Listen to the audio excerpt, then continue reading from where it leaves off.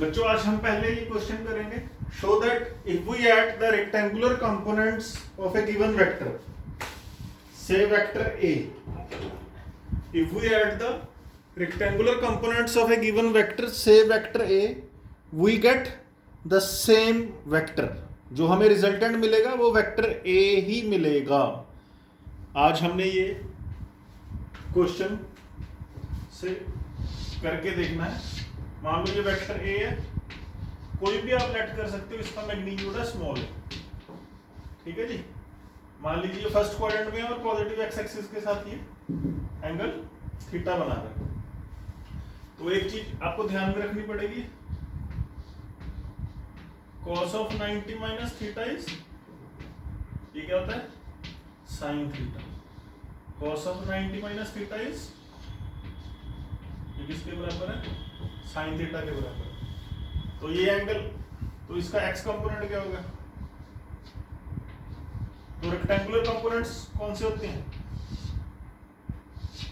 मैंने बताया आपको, जिनके बीच एंगल 90 और अगर पैरेललोग्राम कंप्लीट करें तो पैरेललोग्राम कैसी बनेगी, रेक्टेंगल या स्क्वायर शेप की बनेगी. तो ax इस तरफ होगा, ay इस तरफ होगा. अब हमें पता है ax भी एक वेक्टर होगा, उसका मैग्नीट्यूड किसके इक्वल होगा, a का magnitude into cos theta. Direction उसकी क्या होगी, ये कौन सी डायरेक्शन है, आई कैप. तो ax बच्चों क्या आ गया, ax comes out to be small a cos theta I cap. ठीक है जी. अब ay क्या होगा, ay क्या होगा बच्चों, वेक्टर a का मैग्नीट्यूड. ये एंगल क्या है, y एक्सिस के साथ कितना एंगल बना रहा है vector A, this angle is 90 minus theta. Vector A का magnitude into cos of 90 minus theta. Direction is, कौन सी डायरेक्शन है ये कौन सी डायरेक्शन है, ये क्या फर्स्ट क्वाड्रेंट में है ना वेक्टर. तो cos 90 minus theta is sine theta. तो ए बाई बच्चों क्या हो गया, ए बाई क्या हो गया, स्मॉल ए साइन थीटा जे कैप. स्मॉल ए क्या है, वेक्टर ए का magnitude cos 90 minus theta sine theta भी होता है, डायरेक्शन उसकी जे कैप. अब ये जो मैंने स्टार लगा दिए, ये क्या है, इस वेक्टर के रेक्टेंगुलर कंपोनेंट्स. क्या है रेक्टेंगुलर कंपोनेंट्स, मतलब अगर हम इनके बीच एंगल फाइंड करें, ax is along positive x axis, ay is along positive y axis.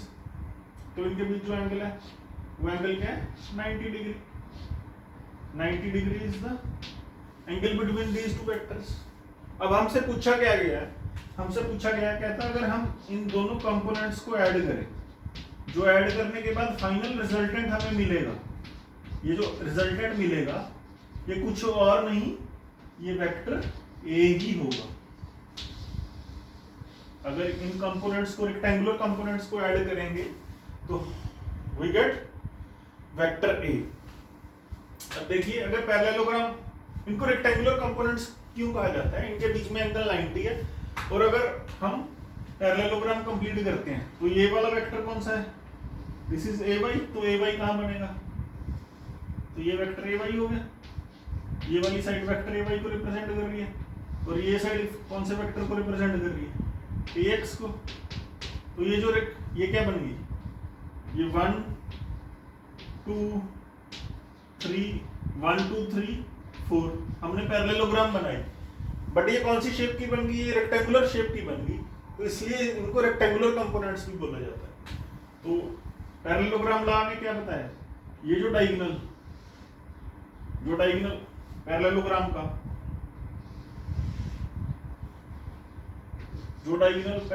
का, angle between the two vectors जो 90 डिग्री है. टू वेक्टर्स कौन से हैं, गिवन वेक्टर्स कौन से हैं यहाँ पर.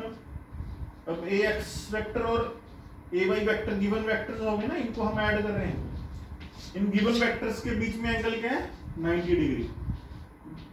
ये वाला डायगोनल जो इस एंगल से निकलेगा, ये डायगोनल क्या होगा, इन दोनों गिवन वेक्टर्स का रिजल्टेंट, इन दोनों गिवन वेक्टर्स का रिजल्टेंट, ये आर वेक्टर होगा और इसकी डायरेक्शन भी हमें फाइंड करनी है अल्फा। ठीक है जी। अब हमें ये प्रूव करना है vector R equals vector A, मतलब वेक्टर आर का मैग्नीट्यूड वेक्टर ए के मैग्नीट्यूड के बराबर है और वेक्टर ए की जो डायरेक्शन है वही डायरेक्शन है वेक्टर आर की। तो पहले हम मैग्नीट्यूड फाइंड करते हैं। वेक्टर आर देखो क्या है, इसको ध्यान से देखो बच्चों। Vector R is the vector sum of these two given vectors, vector ax and ay। तो आर का मैग्नीट्यूड क्या होगा, are square is equal to ax square plus ay square plus 2ax ay cos 90।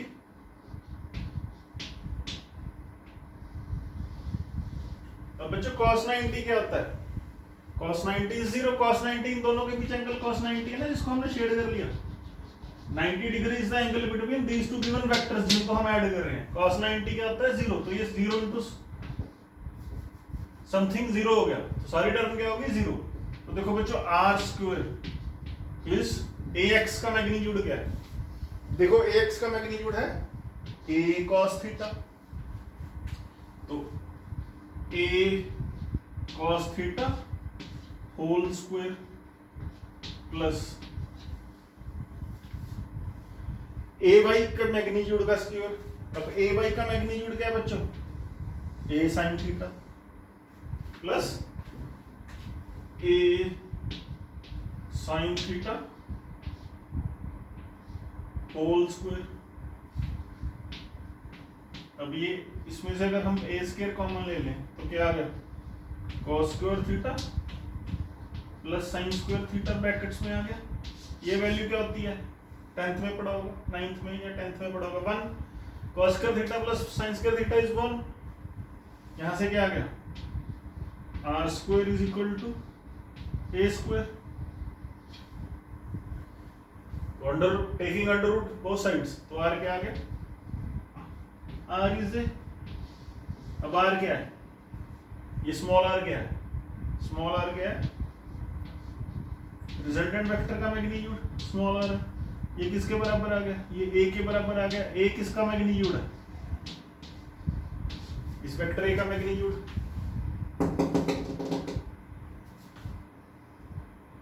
अब regarding direction,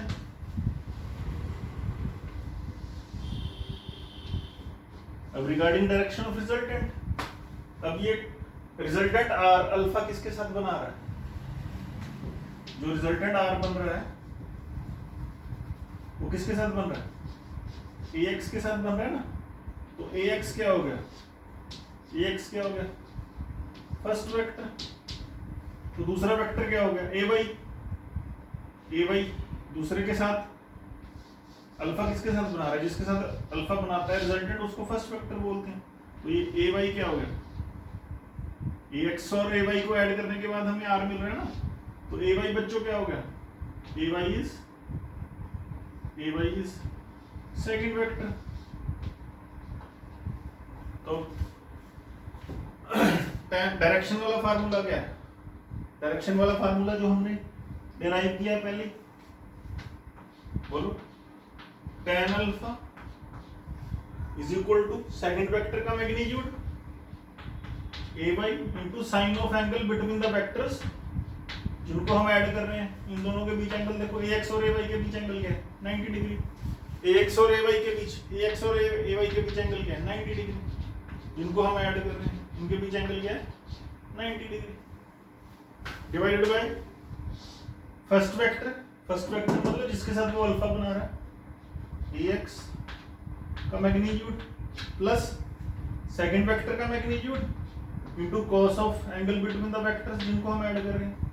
अब बच्चों cos 90 क्या होता है 0, तो 0 इंटू ay 0 हो गया। साइन 90 क्या होता है 1, तो tan अल्फा बच्चों क्या आ गया, tan अल्फा ध्यान से देखो क्या आ गया, ए वाई का magnitude divide by A x का मैग्नीट्यूड। अब ए वाई का मैग्नीट्यूड क्या है, ए वाई का मैग्नीट्यूड है ए साइन थीटा, तो यहाँ हम सब्स्टिट्यूट कर देंगे ए sine theta.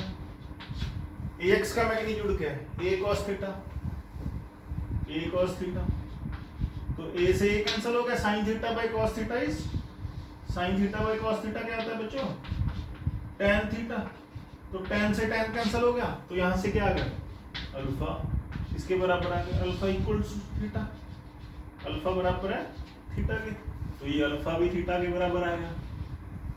R angle alpha किसके साथ बना रहा है, पॉजिटिव एक्स एक्सिस के साथ, देखो आई कैप के साथ।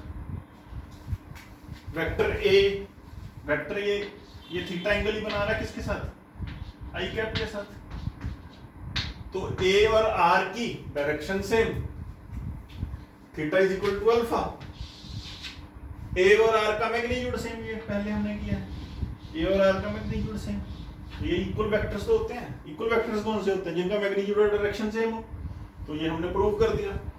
हमने क्या शो कर दिया, if we add the rectangular components of a given vector, vector A के रेक्टेंगुलर कंपोनेंट्स ए एक्स और ए वाई को अगर हम ऐड करेंगे तो वेक्टर ए ही बन जाएगा। कोई भी वेक्टर, कोई भी टू डायमेंशनल वेक्टर है जो किसी प्लेन में है, उसके दोनों कंपोनेंट्स ऐड करेंगे हम तो वही वेक्टर बन जाएगा। ये सभी वेक्टर्स के लिए ट्रू है। अगर मान लो कोई 3D वेक्टर है, 3D वेक्टर मतलब उसके 3 कंपोनेंट्स हैं ए एक्स ए वाई ए जेड, वो स्पेस में है, तो अगर उसके तीनों कंपोनेंट्स को बच्चों ऐड करेंगे, मान लो कोई vector C is 3D vector, तो वेक्टर सी के 3 कंपोनेंट्स होंगे C X C Y C Z. अगर इन तीनों को ऐड करेंगे तो वेक्टर सी ही बन जाएगा। मान लो कोई वेक्टर एफ है, मान लो कोई वेक्टर एफ है, उसके 2 कंपोनेंट्स हैं, कोई वेक्टर एफ है उसके 2 कंपोनेंट्स हैं, 2 कंपोनेंट्स है मतलब वो 2D वेक्टर है। अब ये क्या है 3D वेक्टर, जिसके तीनों कंपोनेंट्स होंगे वो होगा 3D वेक्टर। ये किसमें होगा, स्पेस में होगा। जिसके 2 ही कंपोनेंट्स होंगे, जैसे मान लो वेक्टर एफ है उसके 2 ही कंपोनेंट्स हैं, एक एक्स कंपोनेंट है एक वाई कंपोनेंट है, अगर हम दोनों को ऐड करेंगे तो वही वेक्टर बन जाएगा। This is true for all vectors. अब ये क्या है, ये एफ क्या हो गया 2D वेक्टर, 2 डायमेंशनल वेक्टर। ये एक प्लेन में है, कौन से प्लेन में है, जिस प्लेन में इसके कंपोनेंट्स है, ये किसमें है, ये एक्स वाई प्लेन में है। ठीक है जी। 3D वेक्टर स्पेस में होता है, उसके तीनों कंपोनेंट्स होते हैं। 2D वेक्टर प्लेन में होता है। अब मान लीजिए कोई वेक्टर है, उसका एक्स कंपोनेंट है, जैसे अब देखिए ये वाला प्लेन बच्चों कौन सा है, ये प्लेन कौन सा है, ये वाई एक्सिस, ये जेड एक्सिस, तो ये कौन सा प्लेन हो गया, वाई जेड प्लेन। अगर इस प्लेन में कोई वेक्टर है, ठीक है, तो उसका एक्स कंपोनेंट तो होगा ही नहीं, तो उसके कौन से कंपोनेंट होंगे, ये एक वाई कंपोनेंट होगा, एक जेड कंपोनेंट होगा। मान लो कोई वेक्टर है, मान लो बी, ठीक है जी, तो ये कौन से प्लेन में है, ये वाई जेड प्लेन में है, तो इसका एक वाई कंपोनेंट है, एक किसका जेड कंपोनेंट है। अगर इन दोनों को ऐड करेंगे तो वो ही वेक्टर बी हमें मिलेगा जिसके ये कंपोनेंट्स हैं। अब ये जो वेक्टर बी है ये भी 2D वेक्टर है, क्योंकि इसके 2 ही कंपोनेंट्स हैं। ये कौन से प्लेन में है, कौन से प्लेन में है, वाई जेड प्लेन में, वाई जेड प्लेन में। अब एक होता है हॉरिजॉन्टल प्लेन, देखो ये वाला हॉरिजॉन्टल प्लेन जिसमें हमारे रूम की टाइल्स लगी होती हैं, तो ये कौन कौन सी डायरेक्शन होगी, ये कौन सी डायरेक्शन होगी, ये होगी एक्स डायरेक्शन, ये होगी जेड डायरेक्शन। तो हॉरिजॉन्टल प्लेन कौन सा होता है, एक्स जेड प्लेन। अगर कोई वेक्टर इस प्लेन में है तो इसके 2 ही कंपोनेंट्स हो गए ना, एक जेड कंपोनेंट हो गया, एक एक्स कंपोनेंट हो गया, वाई कंपोनेंट तो इसका होगा नहीं। देखो वाई एक्सिस के साथ ये वेक्टर ये वाला वेक्टर y एक्सिस के साथ कितना एंगल बना रहा है? 90 डिग्री। तो इसका कंपोनेंट अलोंग y एक्सिस क्या होगा? इसका कंपोनेंट अलोंग y एक्सिस क्या होगा? मान लीजिए ये वेक्टर है f, तो f का मैग्नीट्यूड स्मॉल f, तो इसका y कंपोनेंट क्या होगा? स्मॉल f cos 90 0, तो इसका y कंपोनेंट तो होगा ही नहीं। हाँ, इसका x कंपोनेंट और z कंपोनेंट होगा। ये कौन से प्लेन में है? हॉरिजॉन्टल प्लेन में। f वेक्टर को अगर हम कंसीडर कर रहे हैं, f वेक्टर को कौन से प्लेन में कंसीडर किया हमने? We have considered vector f to be in, we have considered vector f to be in xz plane। देखिए ये हो गया y एक्सिस, ठीक है जी, ये हो गया z एक्सिस, ये हो गया x एक्सिस। मान लीजिए कोई वेक्टर f है, तो इसी प्लेन में ये कोई वेक्टर f है, ये 3D डायग्राम है बच्चों, ये इसी प्लेन में है। ये जो वेक्टर f है बेसिकली ये इस तरह जा रहा है। ये डायग्राम आपको इमेजिन करनी पड़ेगी। तो ये जो वेक्टर f है y एक्सिस के साथ कितना एंगल बना रहा है? 90, तो इसका y कंपोनेंट तो होगा ही नहीं। ये कौन सा प्लेन है जिसको मैंने शेड कर दिया? ये है xz प्लेन। ये कौन सा प्लेन होता है? हॉरिजॉन्टल प्लेन, जिसमें हम दौड़ते हैं, वॉक करते हैं, वो हॉरिजॉन्टल प्लेन होता है, ठीक है जी। तो इस f वेक्टर का मैग्नीट्यूड मान लो स्मॉल f, तो इसका y कंपोनेंट क्या होगा? इसका y कंपोनेंट क्या होगा? इसका magnitude into cos 90 j cap. cos 90 क्या होता है बच्चों? हम सबको पता है। तो ये क्या हो गया? 0 j कैप। तो कहने का मतलब क्या है? इसके कितने कंपोनेंट्स हो सकते हैं? ये तो हमेशा ही 0 होगा, दिस इज ऑलवेज ट्रू। अब इसके कितने कंपोनेंट्स हो सकते हैं? एक इसका x कंपोनेंट हो सकता है, एक इसका z कंपोनेंट हो सकता है। अगर इन दोनों को ऐड करेंगे तो वही वेक्टर मिल जाएगा, ठीक है जी। तो ये ध्यान में रखो, जितने भी कंपोनेंट्स हो, तो ये f क्या हो गया? ये f इज 2D वेक्टर, ये 2 डायमेंशनल वेक्टर है। कौन से प्लेन में? हॉरिजॉन्टल प्लेन में। हॉरिजॉन्टल प्लेन कौन सा? xz plane. कितने भी कंपोनेंट्स हो किसी भी वेक्टर के, अगर उन सभी कंपोनेंट्स को हम ऐड करेंगे, उनका रिजल्टेंट, उस एडिशन का जो आउटपुट हमें मिलेगी, वो वही वेक्टर होगा जिसके वो कंपोनेंट्स हैं। बच्चों इसके बाद अब एक और आर्टिकल क्वेश्चन करते हैं। ये आर्टिकल क्वेश्चन है, इससे आपको नेक्स्ट चैप्टर में हमने स्टडी करनी है डिस्प्लेसमेंट, उसका कॉन्सेप्ट क्लियर होगा। एक कोई ऑब्जेक्ट है, इसमें हमें गिवन है कोई ऑब्जेक्ट है, वो रैंडम पाथ के ऊपर अपनी जर्नी ट्रेवल कर रहा है। फाइनली वो पॉइंट f पे पहुंच गया, जिसके कोऑर्डिनेट्स हैं x2, y2, xy प्लेन में, क्योंकि z कोऑर्डिनेट नहीं दिया, तो ये जो पॉइंट f है ये xy प्लेन में है। बोर्ड का प्लेन xy प्लेन होता है। इनिशियली वो ऑब्जेक्ट कहां पर था? वो पॉइंट i पर था। Initially the object was at point i, जिसके कोऑर्डिनेट्स हैं x1, y1। हमसे पूछा क्या गया? हमसे पूछा गया है फाइंड इट्स डिस्प्लेसमेंट।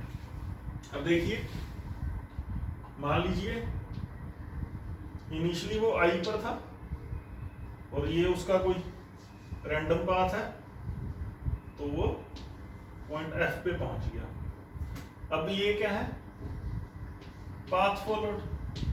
ये रैंडम है, ये नहीं हमें गिवन, हमें उसने दिया है i के कोऑर्डिनेट्स हैं, i के कोऑर्डिनेट्स हैं x1, y1, और फाइनल पॉइंट जहां पर पहुंच गए f, उसके कोऑर्डिनेट्स हैं x2, y2, x2,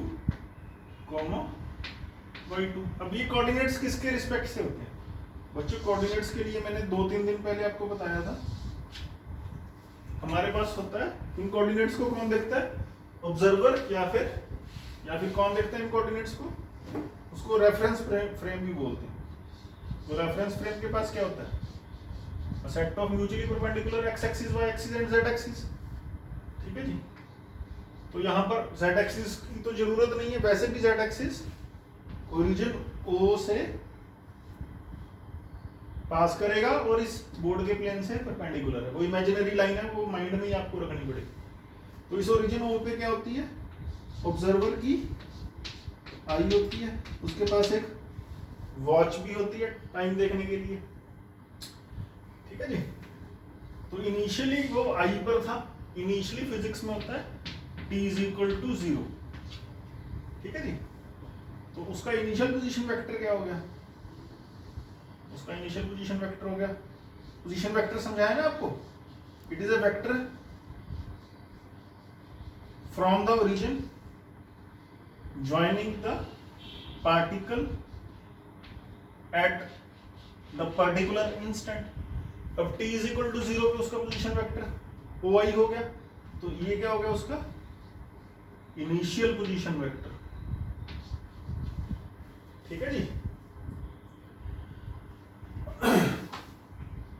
अब मैंने आपको पोजीशन वेक्टर सिखाया था, ये साइड में देखिए, ध्यान से देखिए। अगर मान लीजिए किसी पॉइंट P पर है, उसके कोऑर्डिनेट्स हैं x, y, तो पोजीशन वेक्टर उस इंस्टेंट पे क्या होगा? OP वेक्टर क्या होगा? R vector. ठीक है जी। तो ये एंगल अगर थीटा है तो हमने परपेंडिकुलर ड्रॉप करके देखा था, तो ये क्या होगा? ये होगा x। ठीक है। अगर इस साइड परपेंडिकुलर ड्रॉप करेंगे तो ये होगा y, तो ये भी y आ गया अगर आपको याद है। ठीक है जी। तो आर स्क्वायर किसके बराबर होगा? Are square is equal to x square plus y square, और tan अल्फा किसके बराबर होगा? सॉरी tan थीटा, यहाँ पर ये थीटा, tan थीटा किसके बराबर होगा? y by x. ठीक है जी। तो यहाँ पर अगर आप ध्यान से देखो, तो इस ट्रायंगल में अगर आप ध्यान से देखो बच्चों, तो ये ट्रायंगल राइट एंगल ट्रायंगल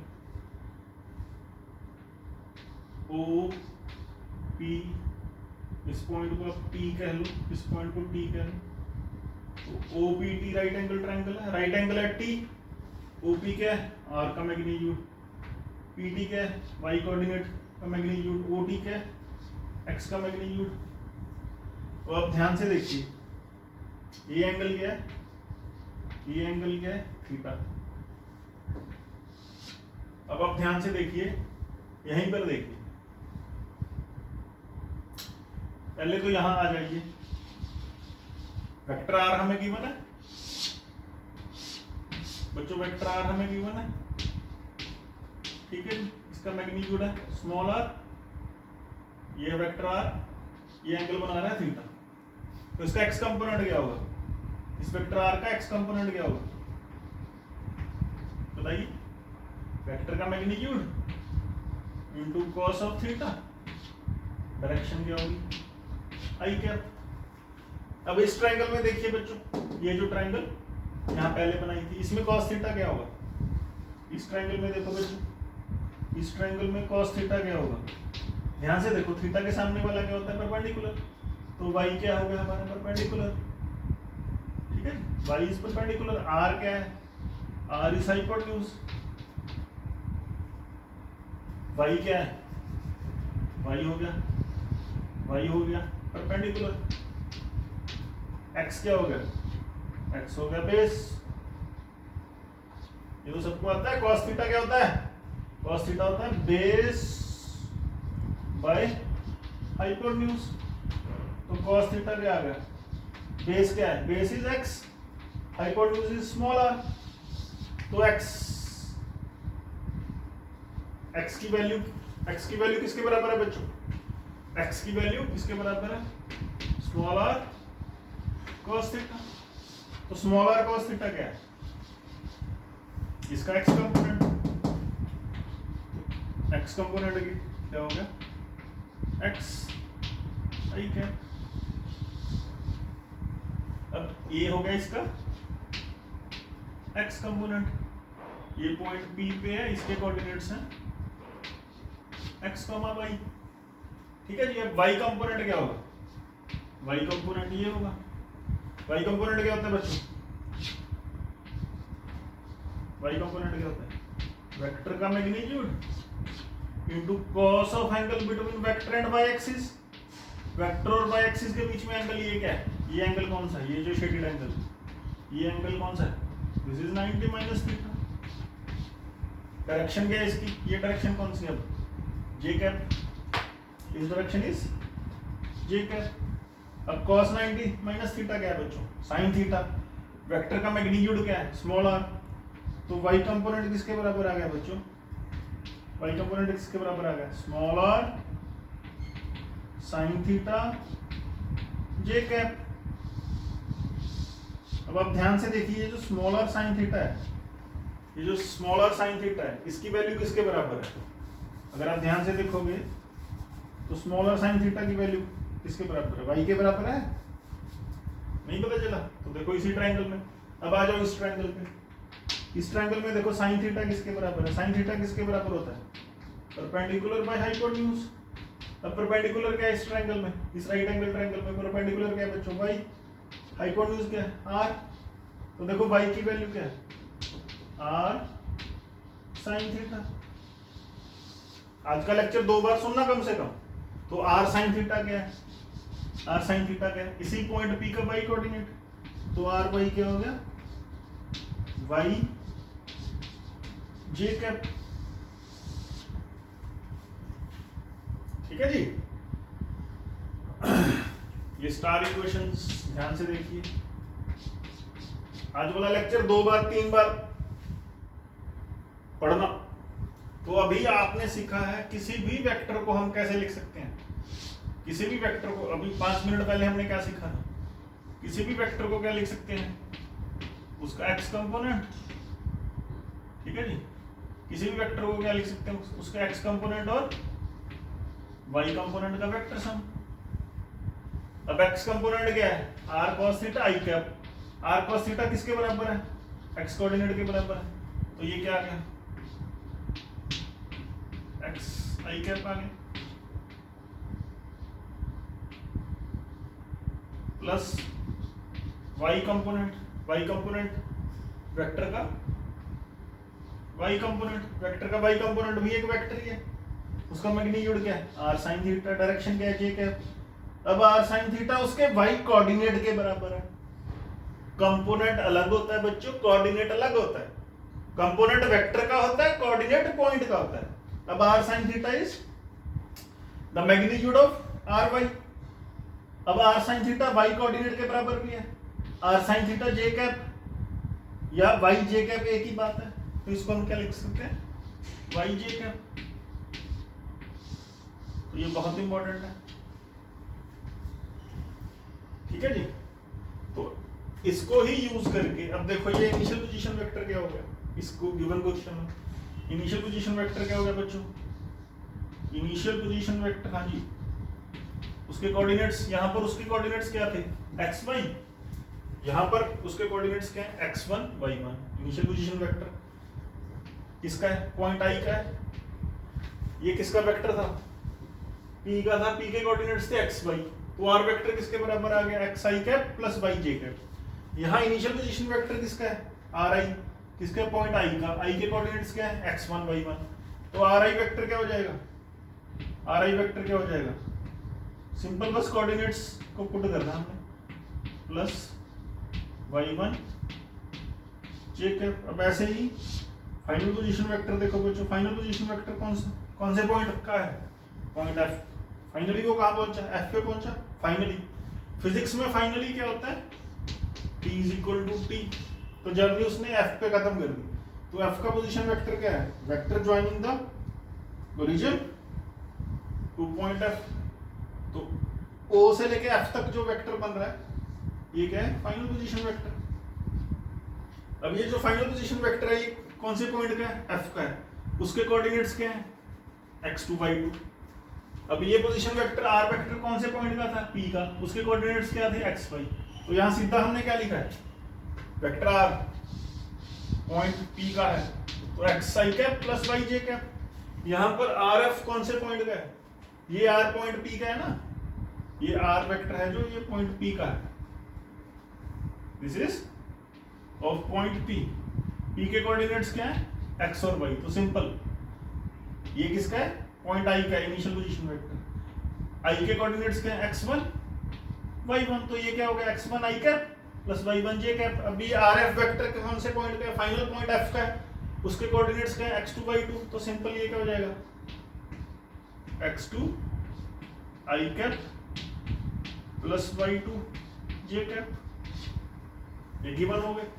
अब डिस्प्लेसमेंट क्या होती है, डिस्प्लेसमेंट होती है मिनिमम पाथ, मिनिमम डिस्टेंस जो इनिशियल पॉइंट और फाइनल पॉइंट के बीच है, और उसकी डायरेक्शन क्या होती है, फ्रॉम इनिशियल टू फाइनल। तो बच्चों ये क्या हो गया अपना एस वेक्टर। तो जिसको मैंने शेड कर दिया, ये क्या बन गई, एक ट्रायंगल बन गई। ट्रायंगल की कौन कौन से पॉइंट्स के बीच में बन गई, ओ आई और एफ के बीच बन गई। ट्रायंगल बन गई पॉइंट्स ओ आई और एफ के बीच में।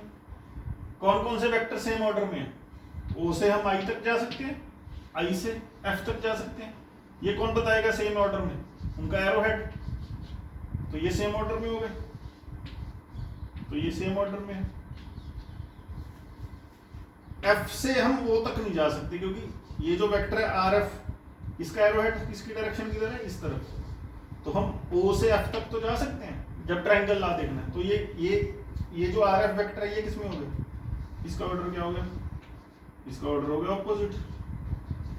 तो ट्रायंगल ला से हमने कल क्या सीखा था, अगर तीन वेक्टर्स कोई किसी भी ट्रायंगल की तीन साइड्स को रिप्रेजेंट कर रहे हैं, उनमें से दो वेक्टर्स जिनका ऑर्डर सेम होता है, जैसे यहाँ आर आई और एस का ऑर्डर क्या है, सेम है, उनमें से दो वेक्टर्स जिनका ऑर्डर सेम होता है, उन दोनों का रिजल्टेंट, उन दोनों का वेक्टर सम किसके बराबर होता है, थर्ड वेक्टर के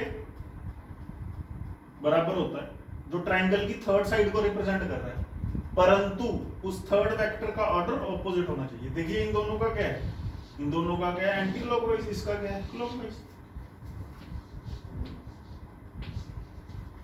तो सिंपल आ रहा है उस तरफ चला गया।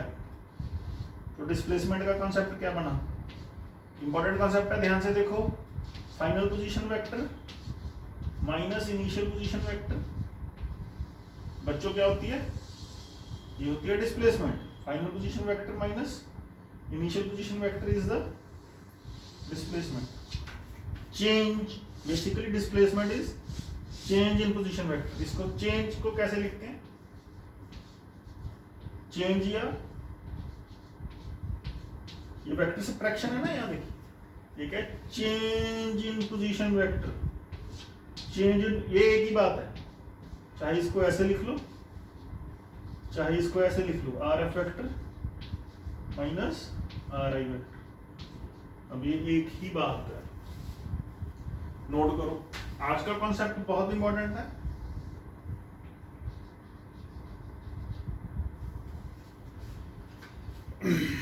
नोट करो।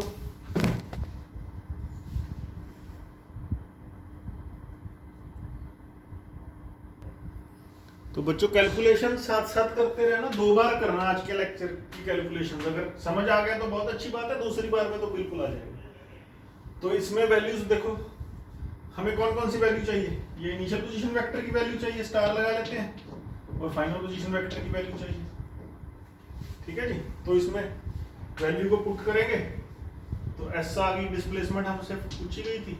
और फाइनल पोजीशन वेक्टर क्या है, x2 i cap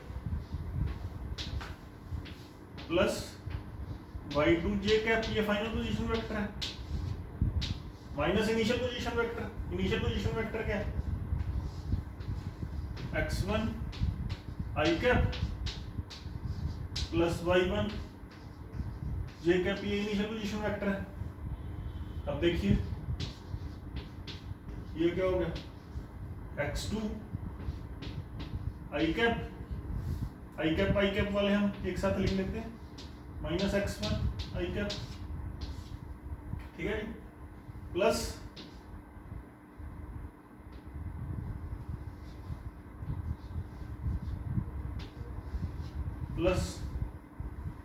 y2 J cap minus y1 j cap. तो ये क्या आ गया, आई कैप कॉमन ले लेंगे, तो ये क्या आ गया, x2 minus x1 i cap plus y2 minus y1 j cap.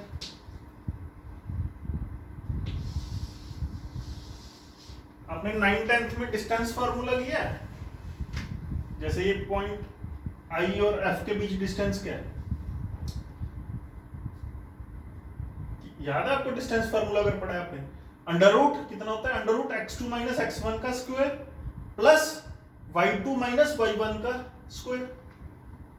Distance formula अगर याद है आपको, देखिए आई और एफ के बीच में डिस्टेंस कितना है, x2 minus x1 square plus y2 minus y1 square whole under root, ये डिस्टेंस फार्मूला होता है।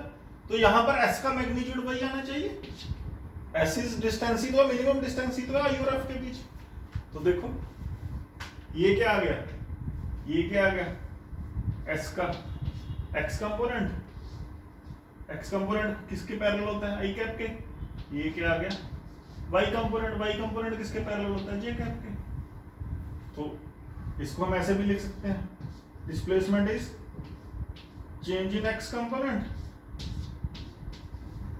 Plus change in y component. Delta x क्या है, change in x, x2 minus x1, final x minus initial x। Delta y क्या है, change in y, final y minus initial y।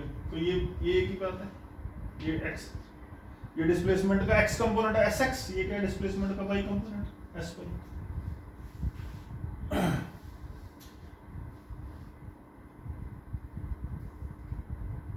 Note कीजिए,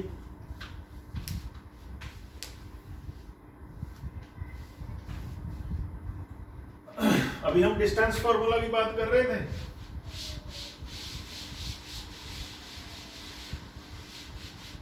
तो कोई भी वेक्टर कैसे लिखा जा सकता है, एनी वेक्टर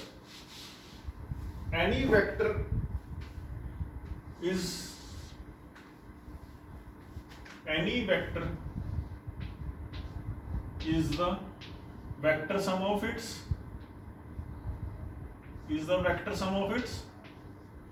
two components, ठीक है जी। अब इन दोनों कंपोनेंट्स के बीच में एंगल क्या होता है, चल भाई, अब इन दोनों कंपोनेंट्स के बीच एंगल क्या होता है, ये x कंपोनेंट है, ये y कंपोनेंट, इन दोनों के बीच में एंगल क्या होता है, 90 डिग्री। 15 मिनट पहले पढ़ा है हमने। तो s इन दोनों का रिजल्टेंट है, तो s क्या होगा, sx square plus sy square plus 2sx sy cos 90, इन दोनों के बीच एंगल 90 रहता है, cos 90 तो 0 हो गया। तो s का मैग्नीट्यूड क्या आ गया, डिस्प्लेसमेंट है sx स्क्वायर, sx क्या है, delta x square plus delta y square. देखो आपका कोई डिस्टेंस फार्मूला बन गया, अगर आप कोई ध्यान आ रहा है तो ये क्या हो गया, डेल्टा x क्या है, x2 minus x1 whole square plus y2 minus y1 whole square.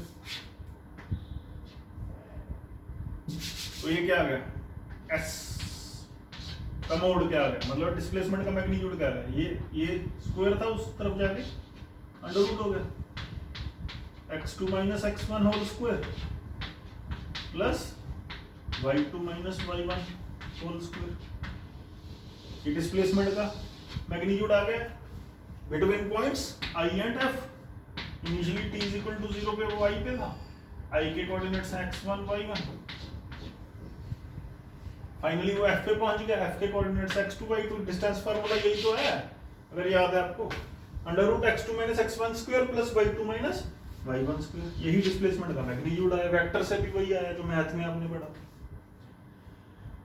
अब इसकी डायरेक्शन भी हम फाइंड कर सकते हैं। अब ये एक नॉन डायरेक्शन है, इसके साथ ये एंगल कितना बना रहा है, अल्फा। अभी जस्ट अभी देख के चुके हम, क्या आ जाएगा, tan अल्फा, क्योंकि sin 90 1 होता है, cos 90 0 होता है, तो tan अल्फा क्या आ जाएगा, sy by sx। ये डिस्प्लेसमेंट की डायरेक्शन आ गई।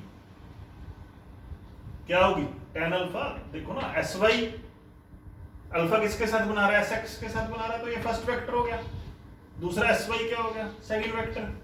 तो tan अल्फा क्या होता है, second vector sy into sine 90। Sine 90 1 होता है, तो ऊपर sy रहेगा divided by first vector sx plus sy cos 90। cos 90 0 होता है, तो sy इंटू cos 90 0 हो गया, तो नीचे sx ही रहेगा। तो ये आ गई डिस्प्लेसमेंट की डायरेक्शन,